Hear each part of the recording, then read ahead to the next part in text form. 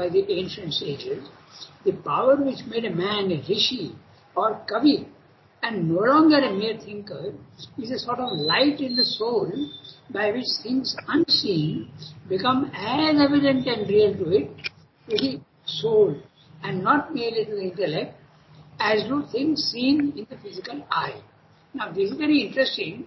I will tell you exactly about this vision. First of all, physical vision is using the senses. It uses eyes. But there is also a subtle vision which does not use the eyes. Everybody has subtle vision. Very clear, when you are dreaming, you are seeing things and you are hearing things, but you do not use your eyes and your ears. So what is that? What is the subtle vision and subtle drishti? It is subtle. But the only difference is that instead of sleeping and dreaming, you use that subtle vision in actual waking consciousness. That is the vision that Sri is talking about. Okay?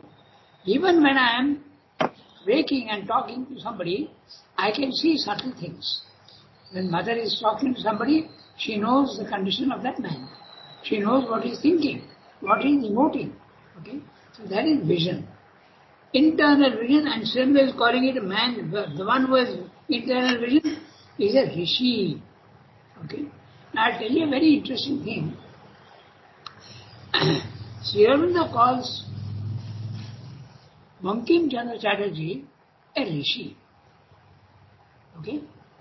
And Nolalila called Charupada Bhattacharjee a rishi. He was the chief receptionist. In the reception service, he was the chief. He was the head of the reception department. And he was the one who brought the whole family, Pranabda and all the 6 brothers. Okay? It's a very interesting family. Pranabda had, including himself, 6 brothers, no sisters. Okay? 6 of them. Pranabda, Himadri, Chotku, I forget his name, then Debuda was a very handsome man, and another 2 more were there. Okay? Now, he was the one who brought the whole family here. And we know mother's relation with Pranabda. I won't go into that, that is again another matter, but we won't go into that. So this man, responsible for bringing that whole family here, was in outward ways very crude. Okay? His language was crude, his behavior was crude. Sometimes he used to use words which were shocking almost. Okay? This is my own personal opinion. Others may tell you different things, but this is what I knew. Because he and his wife had the house for their kitchen in the one that my sister's house. I am at 28, but he used to live in 26. That was the kitchen for him. And his wife used to cook everything for him, meat, and everything. Mother had allowed. So I was very surprised why Nolila is calling him a rishi. And I will tell you what happened afterwards. Okay? But let me also get back to Bankim Chandra. Okay? Bankim Chandra Sri is calling him a rishi. Okay?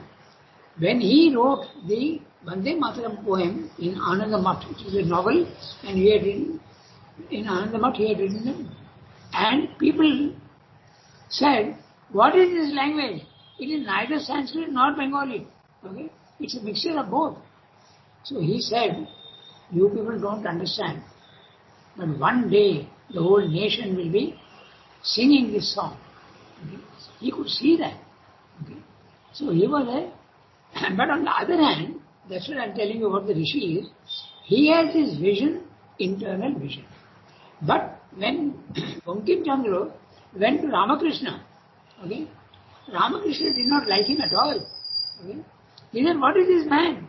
He is constantly only engaged in wealth, women and sex and money. What is this fellow? So now just look at this. That was the assessment there, which is true. Okay, I don't think that it is false.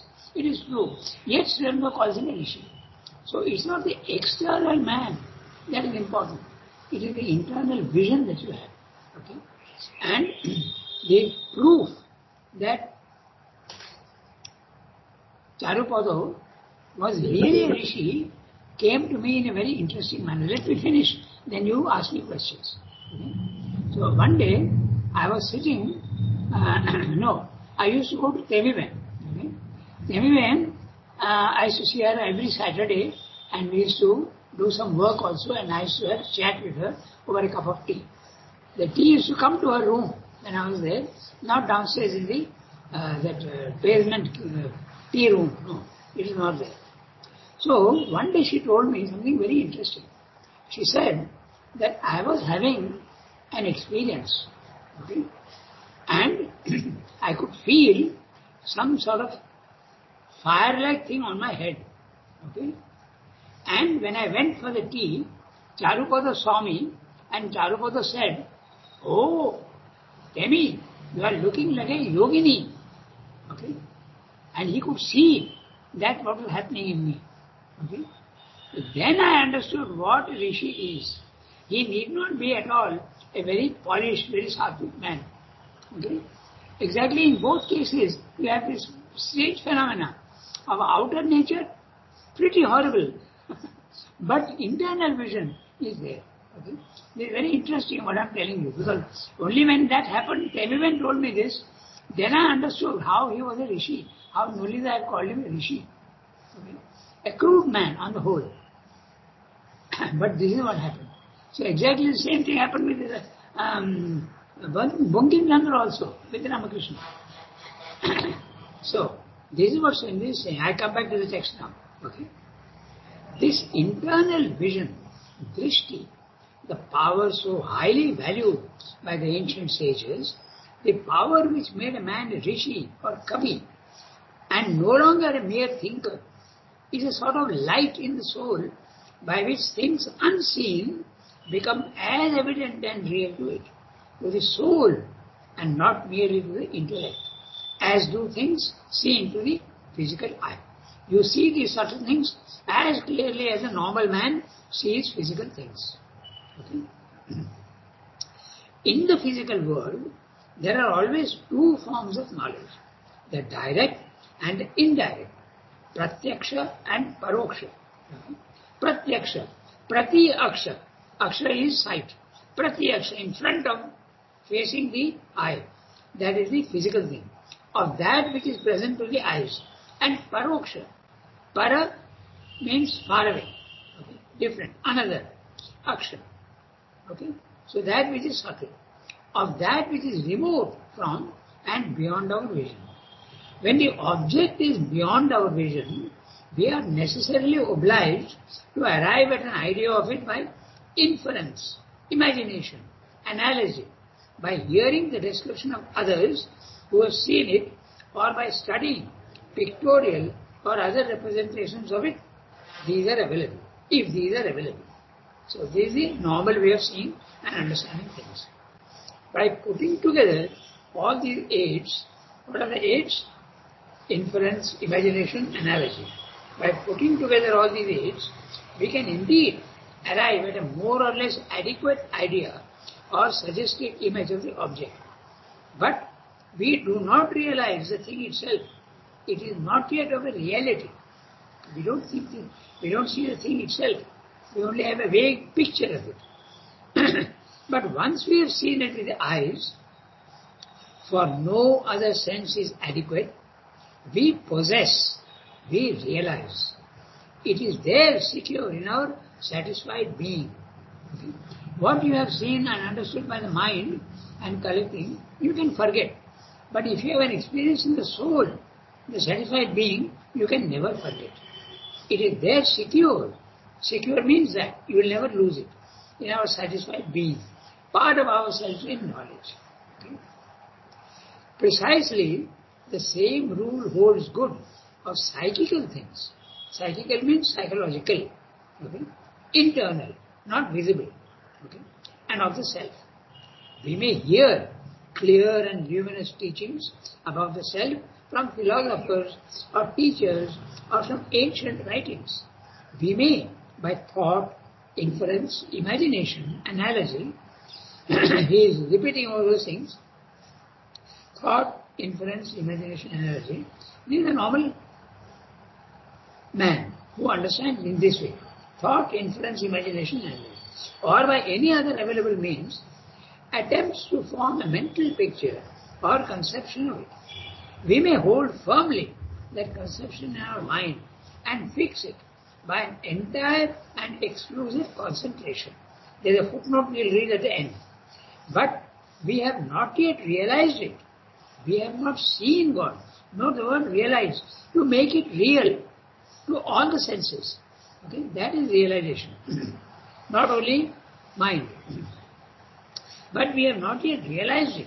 We have not yet seen God. We have not seen God. It is only when after long and persistent concentration or by other means the veil of the mind is rent or swept aside, only when a flood of light breaks over the awakened mentality, Jyotirmaya Brahman, and conception gives place to a knowledge vision. The vision gives you knowledge. Okay? So knowledge vision, in which the self is as present, real, concrete as a physical object with a physical eye that we possess in knowledge. For we have seen, we have to stress about seen. You see, sight, the internal revelation. After that revelation, whatever fadings of the light, whatever periods of darkness may afflict the soul, it can never irretrievably lose what it has once held. See very carefully, the soul, the experience of the soul are never forgotten. They are crucial points at which your life takes a different turn. But mental knowledge, okay, whether it be engineering or medicine or any other way, you are likely to forget. You are likely to forget. You may not if you have a very good memory, but that is not real knowledge. That's only a representation of knowledge. But when the soul experiences by internal vision, that you can never lose. That's what Sadhu said. Okay? This experience is inevitably renewed and must become more frequent until it is constant. Okay?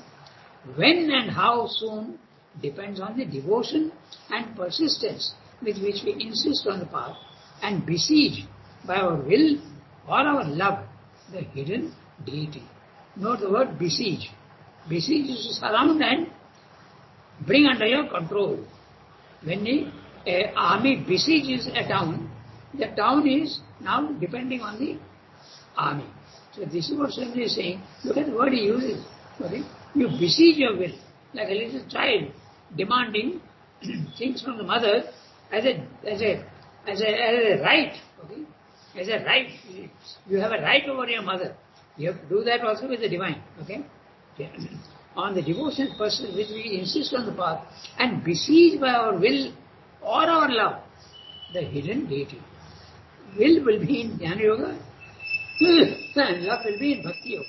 Now there is one phrase which I would like to, because there is language, okay, so I'll just tell you.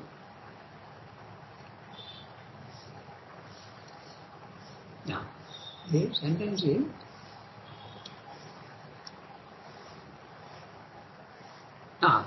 the sentence is, we may hear clear and luminous teachers. Okay? So, it's on 305, it's the second line. Okay? How precise the language is, that's why I'm just pointing this out to you. We may hear clear, hear, not see. We may hear clear and luminous teachings about the self from philosophers or teachers or from ancient writings. We may, by thought, inference, imagination, analogy. These four words he repeats also again, little further down. Thought, inference, imagination, analogy. These are the instruments of knowledge for mental knowledge. Okay? Or by any other available means. Now, why is he saying or by any other mental means? Because thought, inference, imagination, analogy are functions of the mind. But your heart also, with severe love and doggedly pursuing with love, you can also get what Srimad is saying. Okay? So that's why. Or by any other available means, he has included so many other ways also of doing. That's not the only way of doing. But that is only a hearsay. It's not a realization. So, very interesting para. And now if somebody was, I think, wanting to ask a question. So if you want, you can ask. Otherwise, we will go on to the next paragraph. Is it okay?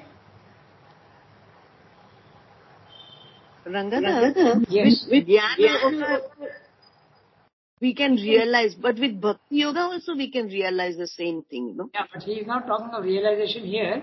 He is talking of the difference between realization and understanding. Yes, you are right. Even devotion, you can become the divine. You can identify yourself with the divine. That's why he is saying any other means also. But still, when you have not realized the divine, and yet your love is there, okay?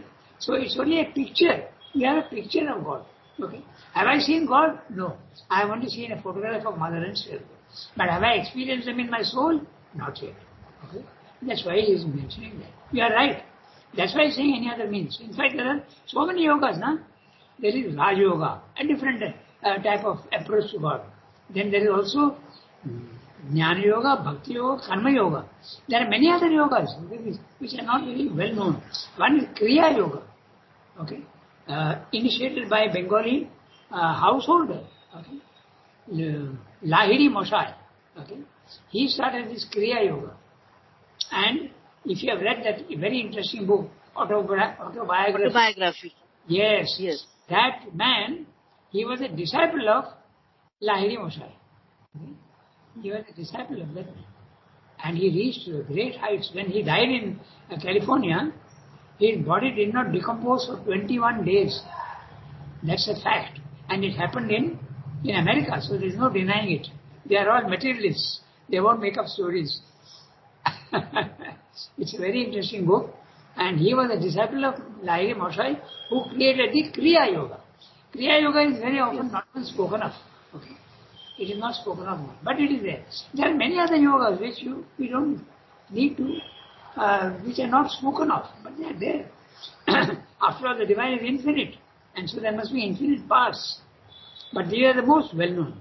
Raj Yoga, Jnana Yoga, Bhakti Yoga, Kriya Yoga, and now Integral Yoga is also spreading its wings everywhere. More and more people are getting attracted to it. Okay. All over the world, not only in India. So, there is the thing. Yes. I have a question. Yeah, yes. the line that you were reading now, we may by thought, inference, imagination, analogy, or by any other available means attempt to form a mental figure or conception of it. Yes. But here it is only mental, a quality of mental, no? Mind. If you use these four words, thought, inference, imagination, analogy are mental processes. But any other available means is not. Okay. Any other available means can be through Bhakti Yoga and Jnana Yoga. You can get a picture. Suppose by Bhakti Yoga, how can you form a mental figure? No, not mental figure. Not mental figure. But here he is talking about mental figure only, no? Available means attempt to form a mental figure or conception of it. So conception is there in the other one. Okay? It may not be a mental figure, but conception. And conception also, it can be mental. We don't need to make such a tremendous difference between conception and mental. Okay? But suppose I am a very, very devoted person. Okay? But I have not realized God, but I have a sort of vague relation with Him, and I have a conception of it. Okay?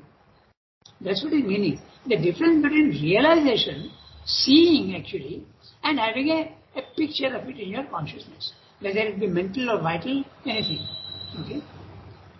That's what it means. But it is limited to mental only, no? That's what my question is. See, when he is talking about this bhakti doesn't come, no, here, according to my understanding. Huh? But bhakti will give you a representation of the divine, right? Only a representation, an image. And that, can you say it is only in the vital? Most of the conceptions are in the mind. The mind is a vast region from physical mind, vital mind, mental, pure mind. So that is what it meant. There is a little bit of a flexibility you have to grant to the language. Rangada, what I see here is Sri But Aurobindo is saying the difference between knowing and experiencing. exactly. And he is saying that Yeah, we may hear luminous teachings from that's philosophers, that's right. but by hearing we just make a image or we have a conception, but we are actually not experiencing anything. That's right. So I'll And put it once this we way. experience, it is final. That's I mean, right. like, I'll put it this way. Experience of soul is a real thing. Okay? Understanding by information of the mind or any other way is only a representation. It's not the real thing. That's right. Quite right. Okay? So, we go to the next one. This inner vision. Pallavi, you'll read? Today is Tuesday. Yes, Rangada. Go ahead. This inner vision. This inner vision is one form of psychological experience, but the inner experience is not confined to that scene. Vision only opens, it does not embrace. Just as the eye, though it is alone adequate to bring the first sense of realization, has to call in aid of experience by the touch and other organs of sense before there is an embracing knowledge. So the vision of the self ought to be completed by an experience of it in all our members. Our whole being ought to demand God and not only our illumined eye of knowledge. For since each principle in us is only a manifestation of the self, each can get back to its reality and have the experience of it. We can have a mental experience of the self and seize as concrete realities all those apparently abstract things that to the mind constitute existence, consciousness, force, delight, and their manifold forms and workings. Thus, the mind is satisfied of God. We can have an emotional experience of the self through love and through emotional delight, love and delight of the self in us, of the self in the universal and of the self in all with whom we have relations.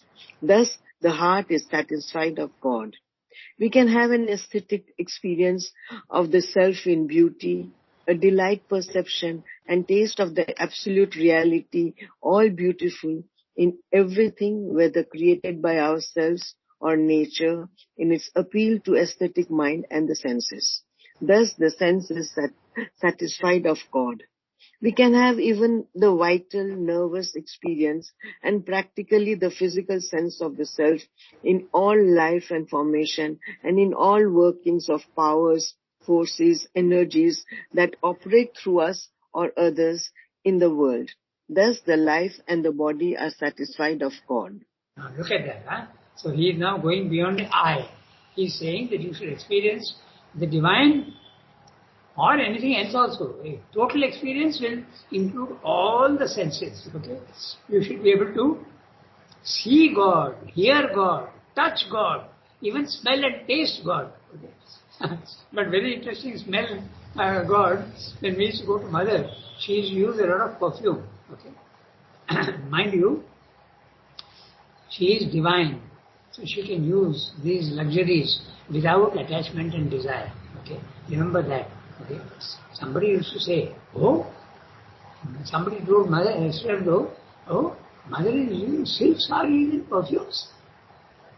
Okay, then Sri answered very interestingly, as usual. His retorts are most interesting. He said, "Do you want the divine to be represented on earth by ugliness and poverty?" Okay, so how interesting that normally the idea in India is yogi means simplicity, bareness, poverty. That is spirituality. Absolutely wrong. Okay? Wealth, splendor, beauty, okay, opulence is all part of divine life. But the difficulty is in our way, when we have opulence and wealth and beauty and splendor, there is attachment and desire. So, in a spiritual life, attachment and desire not being there, wealth, opulence and splendor and beauty are all, can be very much a part of divine life. In fact, not can be, should be, because that also is a part of the divine. So that's the interesting thing. So this is it. All the senses. So what I was telling you, when we used to go to mother and come back after our birthday or any other day, when she used to bless us or give bouquets or a book or something, the scent, the perfume that she used to use would linger on the whole day. Okay, so that you are actually smelling the divine. So touching, smelling, even tasting. Okay, you can then you say you now I possess the divine. So that's what they say. That is real experience. As Vishnu was saying just now, experience. Not only through sight, but through hearing, through smelling. Is the presence. Okay? And it is very interesting. Let me tell you one very interesting story. Okay? So, there was a family, I was very close to the family in Calcutta, and their whole family had come here, but some of them were still in Calcutta. And one man, okay, he was a smoker. He used to smoke regularly. Okay?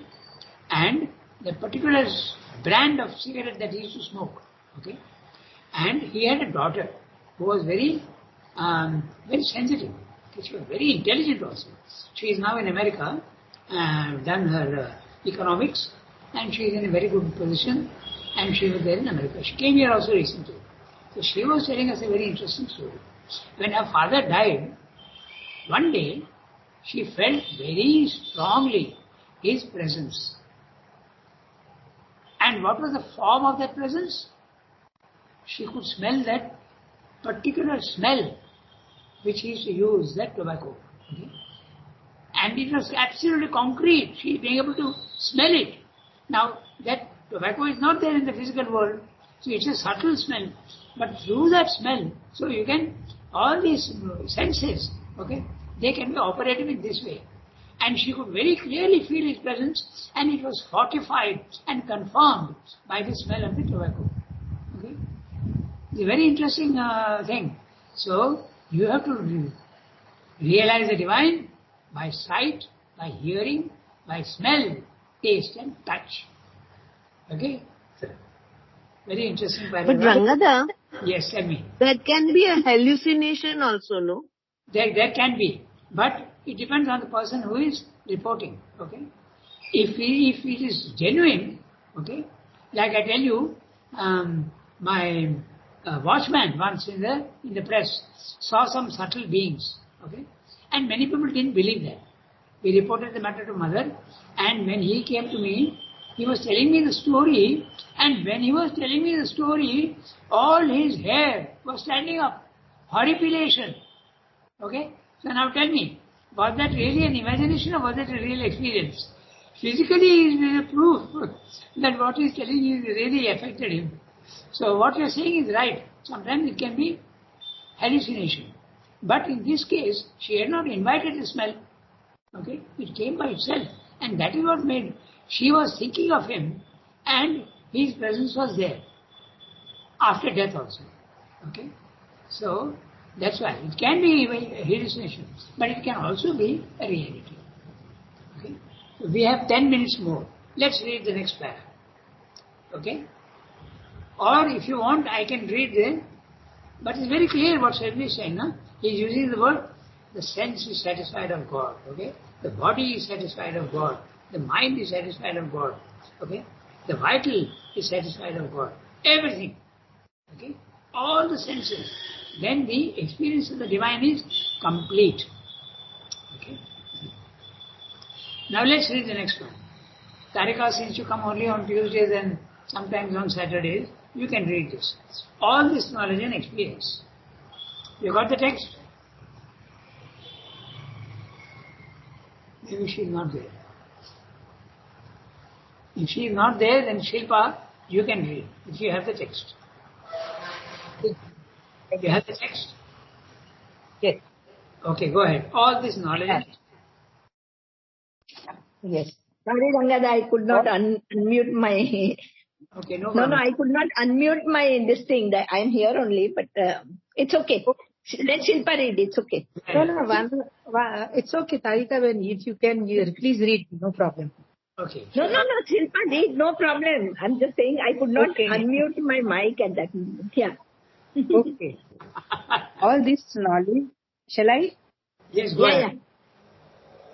All this knowledge and experience are primary means of arriving at and of possessing identity.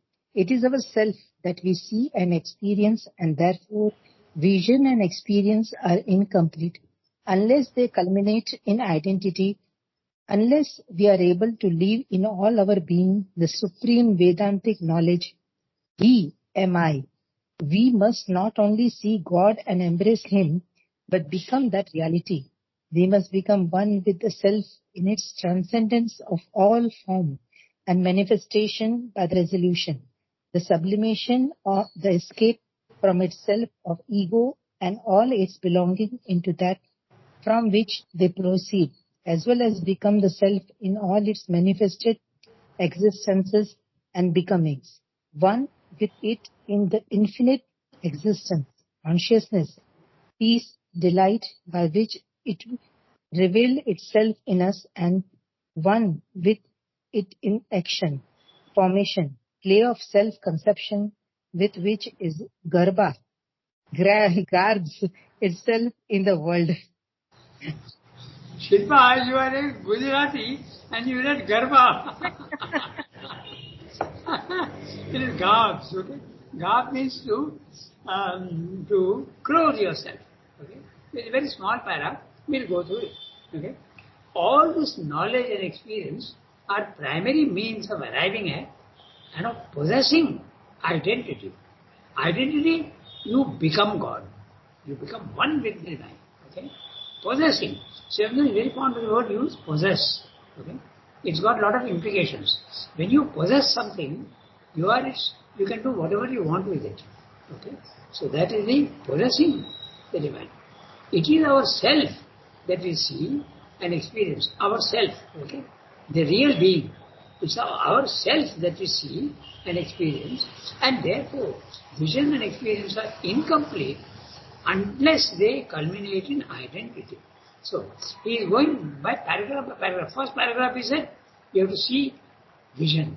Then he says next, all the senses must also participate. Now he is going one more step and saying, it has to be identity. You have to become the divine. It is ourselves that we see and experience, and therefore, vision and experience are incomplete unless they culminate in identity.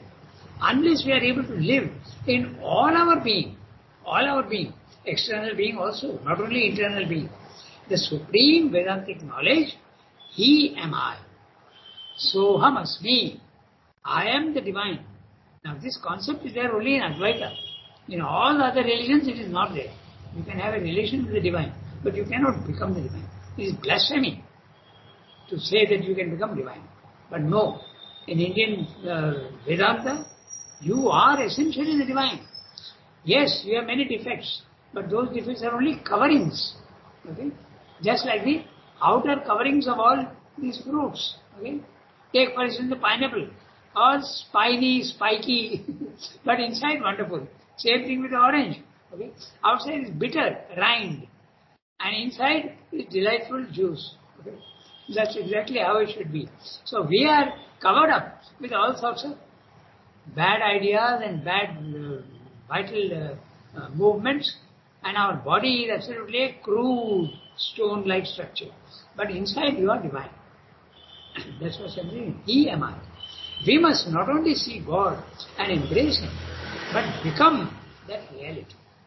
We must become one with the self in its transcendence of all form and manifestation by the resolution, the sublimation, the escape from itself of ego and all its belongings into that from which they proceed. Now what are the belongings of the ego? attachment, desire, and wrong movements. Okay? Limitations. These are the belongings. They belong to the ego. So you have to go beyond them. You have to escape from the belongings. Okay? Into that from which they proceed. As well as become the self in all its manifested existences and becomings, one with it in the infinite existence, consciousness, peace, delight, by which it reveals itself in us, and one with it in action, formation, play of self-conception, with which it garbs itself in the world, with which it clothes itself in the world. Okay? So, that is very interesting para. Read carefully. We must become one with the self in its transcendence. So he is talking of the transcendent divine. Next it speaks of the cosmic divine in the cosmos. And finally in yourself, the individual divine. These three basic stances that the divine takes. Transcendent. Outside the universe. The universe doesn't exist in the experience of the transcendence. The universe disappears. Then the other one is the divine in the universe. Those who experience that, they speak about it as there's a word for that. The divine in nature. I forget the word. Okay, so that's one way of looking at it. Then the individual. So in every way you must know. You must know him also in your ordinary action also you must know him. Okay? He must do the action through you, even the action must be different. Then also note also constantly the consciousness, peace, delight. Okay? Infinite existence, consciousness, peace, delight. So each one is referring to Satchidananda. Existence, Sat. Consciousness, Chit. Okay? Peace, delight. Okay? Ananda. You can relate peace to, in a reverse action, you can relate it to Shakti. Okay? The Shakti which is absolutely calm and quiet is peace. Delight by which it reveals itself to us. And one with it in action. Even then, that only is a real spiritual. Otherwise, you are at a higher level, you know the divine, but in the physical world, you are still struggling with your limitations. That is not what Sevda wants. Sevda wants even your body-mind life to become divine. What's the time? 39. So we have to stop here today. It is difficult for the modern mind to understand. So we'll do that next time. Okay? Guru all everybody. Have a nice day. Merci beaucoup. Okay. Bonjour. So, Thank you, Rangada. May, yeah. Rangada.